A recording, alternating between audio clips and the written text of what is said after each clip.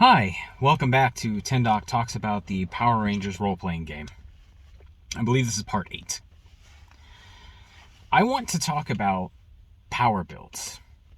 Builds that let you do a lot of damage or give you massive defenses to optimize your character to make them very good at those things. But before I can, I feel like I have to talk about what the defenses are and how they work.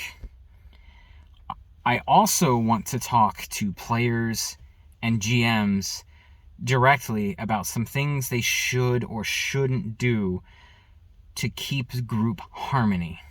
Because making hyper-specialized characters is a fast way to frustrate people, particularly game masters. So before we get into theory crafting and hyper-specialized builds, let's talk about the defenses in the Power Rangers role-playing game, what they're for, and how you can increase them. The first defense in the Power Rangers role-playing game is called toughness. Then there's evasion, then there's willpower, and then there is cleverness. Each defense is tied to one of your essences. If you remember, your essences are strength, speed, smarts, and social. Toughness is tied to your strength. Evasion is tied to your speed. Willpower is tied to your smarts. And cleverness is tied to your social. The value of toughness, evasion, willpower, and cleverness is 10 plus whatever essence they're connected to. So unmorphed, toughness will be 10 plus your strength, evasion will be 10 plus your speed, so on and so on all the way down the line. Toughness is the defense you use when you are unaware that an attack is being performed on you. If a sniper fires a power bow at you and you didn't know it was coming, you can't evade that. You are hit with the defense that you defend against that with is your toughness. Evasion is for when you are aware that you are under attack and you are trying not to be hit. Willpower is for resisting possible mental attacks, of which I don't think there are many in the core book. But any monster ability or any situational aspect that might be trying to confuse you, give you downshifts, or overall just debuff you is probably going to be resisted with willpower. And cleverness is a bit vague. The book says people can attack your cleverness to try to ruin your leadership potential, to make people feel a certain way about you, or to attack your reputation, but it doesn't give very good examples as to how that would have a mechanical effect on the game. So even though there are 4 defenses, they are not going to come up equally as often. And in fact, there's a pretty easy way to make sure that only one of the defenses are ever used.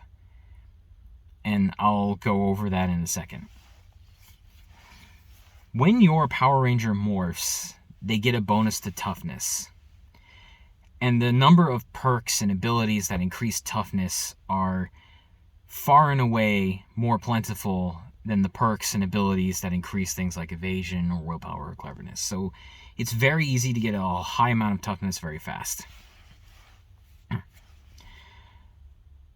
So according to the rules, when you get attacked by something, and you're aware that you're under attack by something, you can either evade it using evasion, or you can specifically tell your game master that you are not trying to dodge, that you are simply bracing for impact, and you're going to let it hit you, and you're going to try to resist the damage with toughness. What this means is you can force, in pretty much every situation, you can force damage incoming to be opposed by your toughness. Now, your game master would be within his right to say, no, you can't use toughness this time. You have to use evasion. Because, of course, the game master is the final arbitrator of the rules. But it does say in the book, rules as written, at any time you can say, I am not dodging this. I do want to take it. Please hit me in toughness. Now, why is this important? I already mentioned it briefly, but this is important because toughness is the easiest of the 4 defenses to get astronomically high.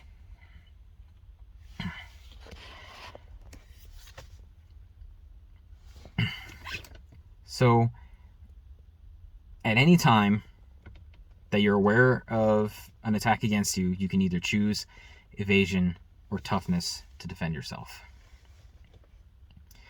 Your opponent will roll their dice, any skill dice that they have, and compare that number against your score. And if they match or beat you, then their attack has hit you. Now, some of you might be saying, okay, fine. Making toughness super high and telling the GM that you're always going to defend with toughness might sound like a good idea at first, but what if they attack you with a debuff? What if they try mind controlling? What if they poison you? Because that actually is an example in the book that they say some things could hit you because you use toughness that wouldn't have hit you if you used something else, like armor-piercing rounds. Armor-piercing rounds completely ignore armor bonuses to toughness. Well, armor bonuses to armor, I guess, because I don't know if it actually ignores your strength score in this case, but it definitely ignores like the armor increase that you would get.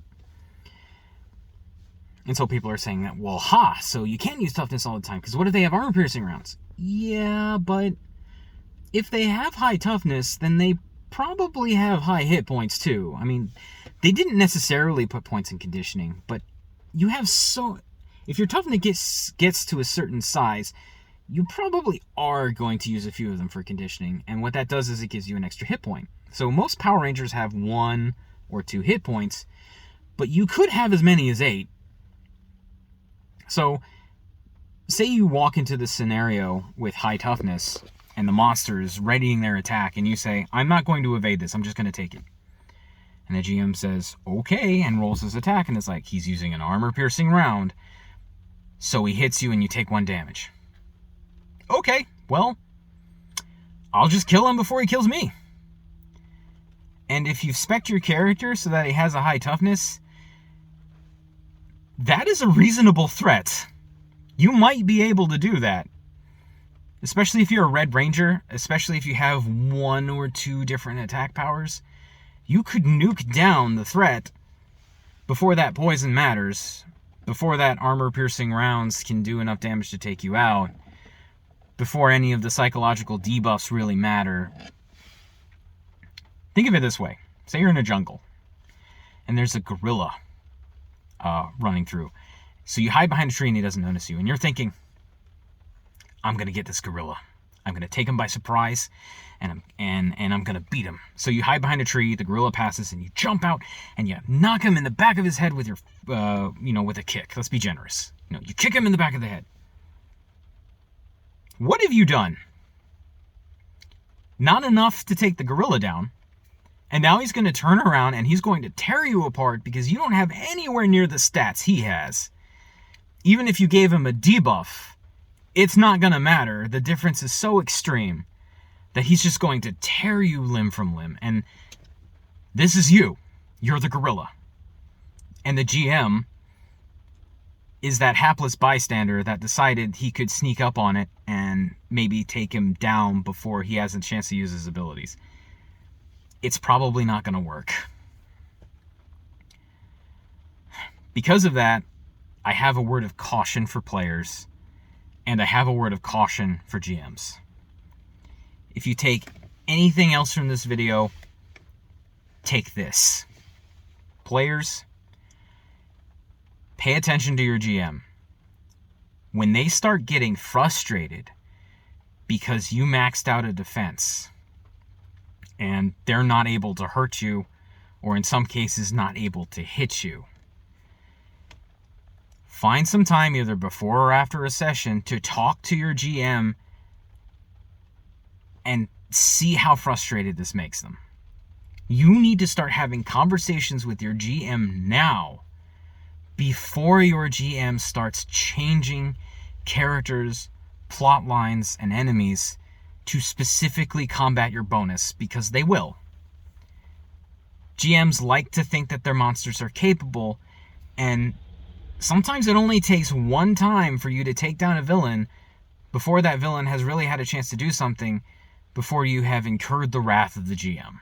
So take note of all of the other players.